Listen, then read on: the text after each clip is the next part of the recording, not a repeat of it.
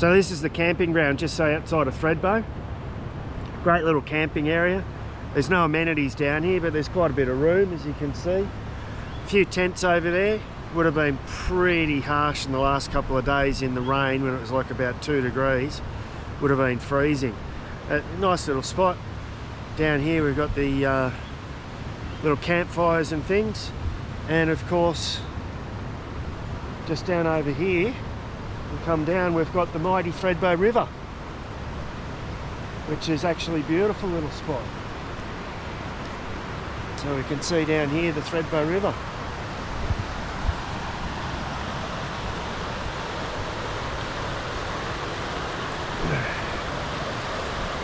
Look at it. How nice is that? Beautiful. Should be down here with a fishing rod. Not that I'm going to catch anything, because I never catch any fish. But it's definitely a nice little spot down here, that's for sure. Beautiful little spot down here on the edge of the river. Be great in summer. I think we might even come down here in summer camping rather than go and stay up at the lodge. Looks like a really nice spot. So yeah, beautiful spot on the edge of the river. Maybe catch a trout, but I doubt it.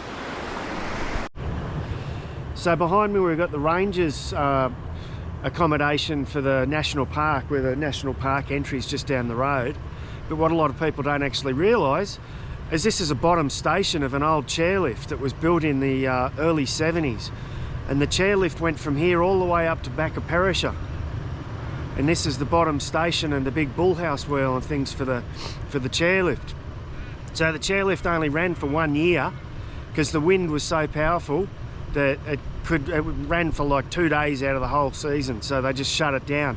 And out on the main range out near Perisher, there still is actually old pylons and remnants of the old chairlift. Heading down into Lake Jindabyne. Back down from Thredbo on the Alpine Way. Oh, look at it, it's pretty full.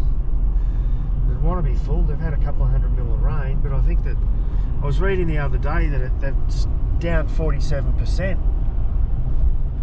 The lowest I've ever seen it is the 2 islands just out off Jindabyne. You could walk across the 2 of them. So I'm not sure if you still can or not, but anyway. So we're on the edge of Lake Jindabyne, and down in the bottom of there, down the bottom of the lake, is old Jindabyne, the old township of Jindabyne. And they relocated Jindabyne up onto higher ground because they flooded all this area for the Snowy Mountains hydro scheme in the mid-60s.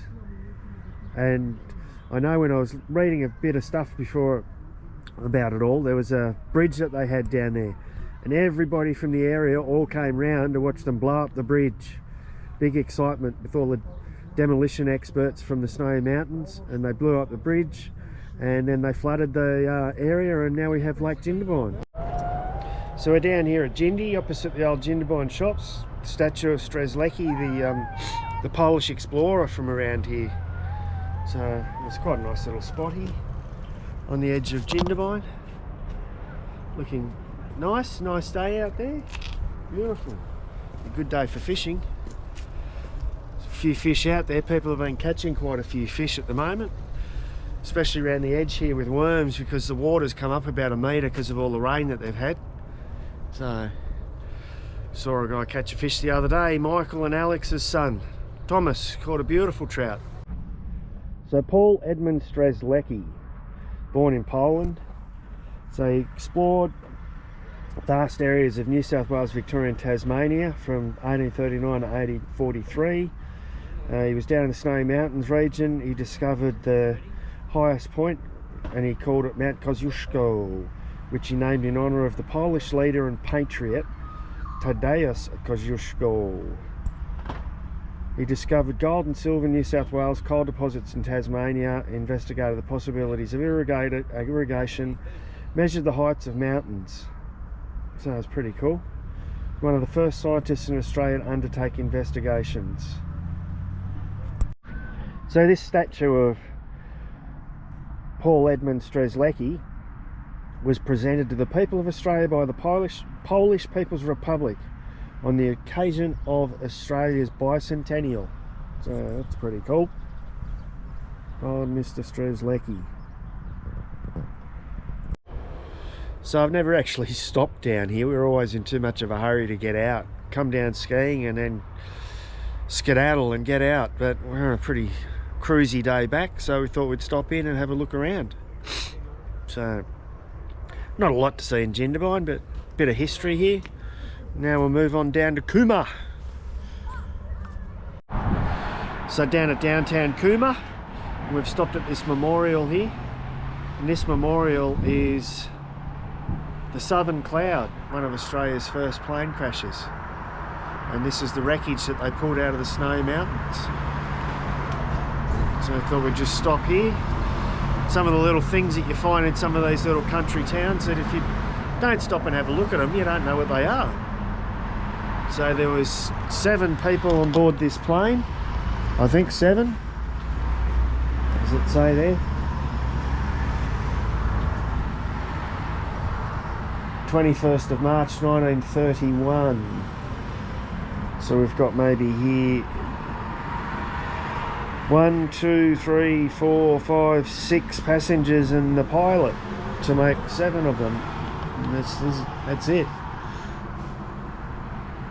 So we'll head off to Thredbo. I don't know if anybody knows the significance of Thredbo and the Thredbo Inn, but we're about to find out. So this is actually an article here that was a letter from a guy talking about the Thredbo Inn. His great-grandfather, Albert Povey, 1851 to 1938. His grandfather was a friend of Banjo Patterson's, and this is confirming that this is where the man from Snowy River, he was crossing the Thredbo Bridge when his horse slipped, tried to dismount but fell and hit his head on the rock. They took him to the Thredbo Inn where he died 2 days later. So this might put to rest the true identity of the man from Snowy River. So this is saying that Charlie McKenna was the man from Snowy River. So there's a bit of dispute whether it was Clancy the Overflow who was the man from Snowy River, or if he was just Clancy from the Overflow, or the man from Snowy River was Charlie McKenna. So that's it for here, and we'll head to Collector to another historic site. So coming back the other way, a week later, Lake George is full of water. After only saying there's hardly any water in there, it's absolutely chockers. Look at it. Yeah, there's heaps. Bizarre. And as you said, they got no idea why, but obviously this is from the rain, this one. Wow, look at it. Difference only a few days makes. Huh.